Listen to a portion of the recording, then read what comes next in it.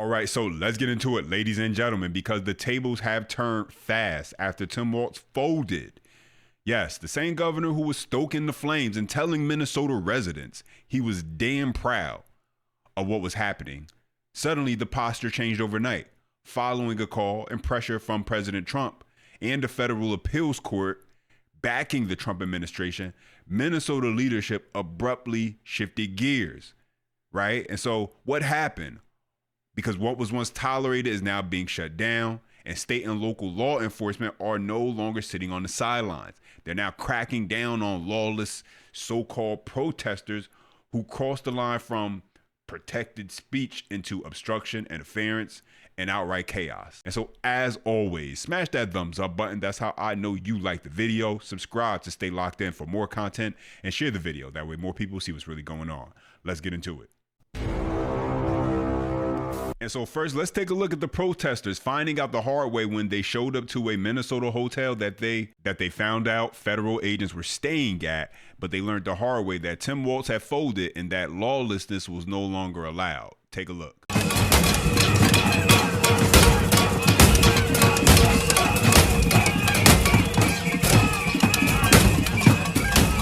Another night and another hotel attack. This is becoming a major problem here in Minneapolis, not only for the safety of agents, but just regular guests who are staying at that Spring Hill Suites. Last night we covered the other hotel right at the Home 2 Suites by Hilton. So another hotel targeted here. They say Bovino is here, but check out the police line, the batons, gas masks.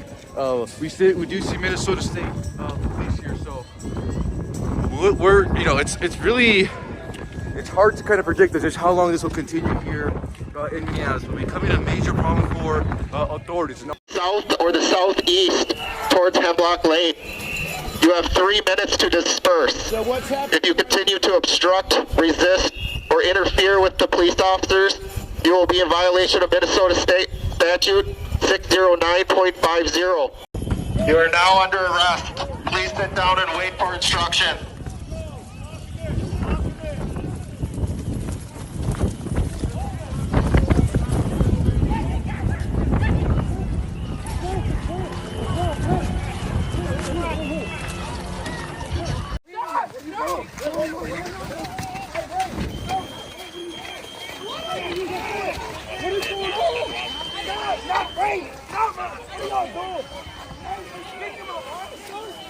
Let her go!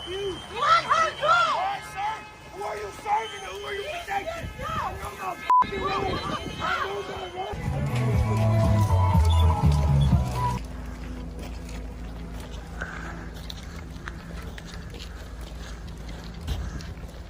Now, this entire time, Tim Walz, Jacob Frey, Ilhan Omar have been pushing the same narrative, telling everyone that these people are peaceful protesters, and legacy media has been right there helping to sell those false talking points. Like all things, when you let chaos go unchecked, it eventually collapses, because the truth is these people out there don't actually care about illegal immigrants. They don't. What they really care about is their hatred for the Trump administration. That's it.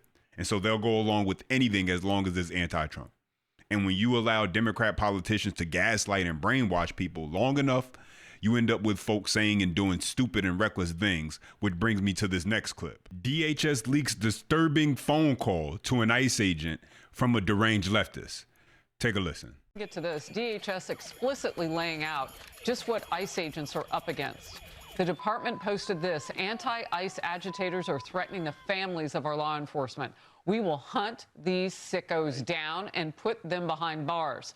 ICE officers are facing a more than 8,000% increase in death threats against them. And one horrific receipt is linked in this post, a voicemail. Listen. You're a fucking fascist pig. You should fucking yourself. I hope your wife dies. I hope your mom and dad die. I hope everything wrong that could go in your life happens. You should kill yourself. You're fucking disgusting. I hate you. Everyone hates you. You're a fucking murderer, and all of your friends are fucking murderers. Your reaction to that? Well, Harris, I hear a lot of things in there. First of all, I hear a really demented person. Second of all, I hear sort of in voice the embodiment of the hate that's been being stirred up by Mayor Frey, Governor Walz, and and Governor Newsom, and so many others on the left. They want this violence. They want this chaos. This is not an accident for them. This is the desired outcome. Wow. These people are insane. And sometimes you just got to call it what it is. Sometimes you can't pull the punches. These people are crazy.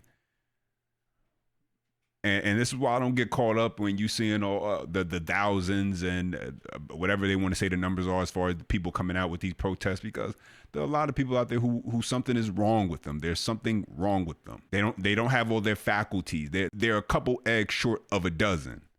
They ain't working with a full deck, if you get what I'm saying. This is the predictable outcome, right? When hateful rhetoric towards law enforcement is normalized and encouraged, who couldn't see this coming? People who were told to see every federal agent as the enemy. You think they're going to stop at peaceful protests? They're going to escalate. They're going to confront. They're going to obstruct. And once the narrative shift from rights and civility to us versus them, it's going to be an inevitable breakdown. But let's move on, because I want to jump into this news right here. Trump admin wins court victory freeing ICE agents from Minnesota protest restrictions. 8th Circuit Court of Appeals overturned a lower court's ruling that blocks certain tactics against anti-ICE agitators in Minnesota. And so let's just go through this a little bit so you can hear exactly how they came to their decision. A federal appeals court sided with the Trump administration Monday in a ruling that blocked restrictions on tactics being used by U.S. Immigration and Customs Enforcement, ICE, agents while dealing with anti-ICE agitators in Minnesota. The ruling by the 3-judge panel, 8th U.S. Circuit Court of Appeals, put a stay on a lower court ruling that prevented ICE officers from arresting, detaining, pepper spraying, or retaliating against protesters in Minneapolis without probable cause, as anti-ICE agitators continue to confront authorities carrying out enforcement operations. And then listen to this. It says, "We access and view the same videos the district court did," the appeals court said in the ruling. What they show is observers and protesters engaging in a wide range of conduct, some of it peaceful, but much of it not. So much for Tim Walz, Jacob Frey jumping on television saying these are all peaceful. What they showed is observers and protesters engaging in a wide range of conduct, some of it peaceful, but much of it not. They also show federal agents responding in various ways. And so this whole narrative that the mainstream liberal media and Democrats have been pushing, that this has all been peaceful protests, has been staying peaceful. We knew it was a lie, but even the U.S. Circuit Court of Appeals, they understood what they were seeing. They were seeing, yes, some of it is peaceful, but much of it is not. And so you see, it's not just the governor, Tim Walz. It's not just the mayor. It's not just Ilhan Omar. And that's exactly why you're seeing them, but that's exactly why you're seeing them fight so hard and create all of these distractions, because of what they stand to lose. When the case reached the appeals court, the judge looked at the same footage, ladies and gentlemen, same footage everyone else has seen, and basically said, yes, there are some peaceful protesters. We see that. But there's also a lot of nonsense going on. And that matters, because law enforcement officers have to be allowed to do their jobs. And when people start impeding that process, blocking operations, interfering, surrounding agents, then officers have to do what's necessary to remove those individuals and get the job done. That's not politics. That's just the reality. And this is exactly why Tim Walz should have been directing everyone to stay out the way from the very beginning. But they didn't. And now it's too late. The damage is already done. And for Democrats, all of this posturing may have actually ended up being for nothing, because the legacy media just dropped a new poll, and apparently even they cannot deny the sentiment of the American public and what they think as far as these deportations. But let's take a listen. Yeah, sometimes I like blunt questions because they sort of get at the underlying feelings that people have. So this is about as blunt a question as you can get. Deport all immigrants here illegally. I will note the ABC News poll asked about undocumented immigrants. So we have slightly different questions, but these were all taken within the last month. And there's real uniformity here. That's what I really think you see. You see real uniformity. Deporting all immigrants who are here illegally, 55% of the New York Times. Marquette, 64%. CBS News, 57%. ABC News with a slightly different question, 56%. So what you're seeing essentially here is a very clear indication that a majority of Americans, in fact, when they're asked this blunt question, which I believe gets at the underlying feelings, do in fact want to deport all immigrants who are here illegally. There's no arguing with these different numbers because they're all essentially the same across 4 different pollsters. Feelings towards immigration in this country, feelings towards undocumented immigrants and deporting all of them have become considerably more hawkish, and I think that gives Donald Trump much more leverage to go with the American people and sort of have these hawkish, some might say harsh, different rhetoric and also issue-based sort of going after immigrants who are here illegally, want immigration levels decreased. This includes legal and illegal immigration. Look at this.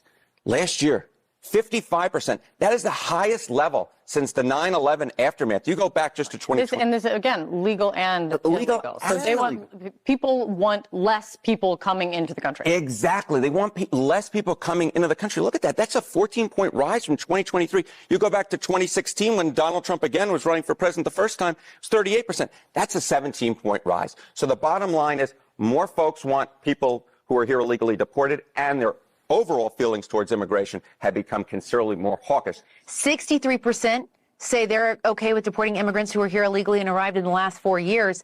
87% are good with deporting immigrants who are here illegally and have criminal records. And so who knew? Most Americans agree with law and order, and what we're actually seeing is a minority group of people who just want to be the loudest in the room because they're upset that they didn't get their way. I would estimate that it's probably higher than what they're reporting.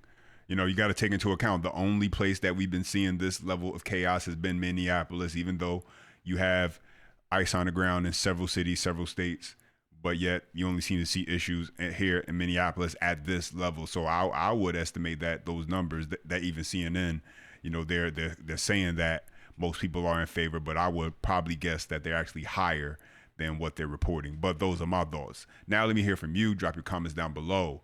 As always, smash the thumbs up button. That's how I know you like the video. Subscribe to the channel for more content and share this video. That way more people see what's really going on. Until next time.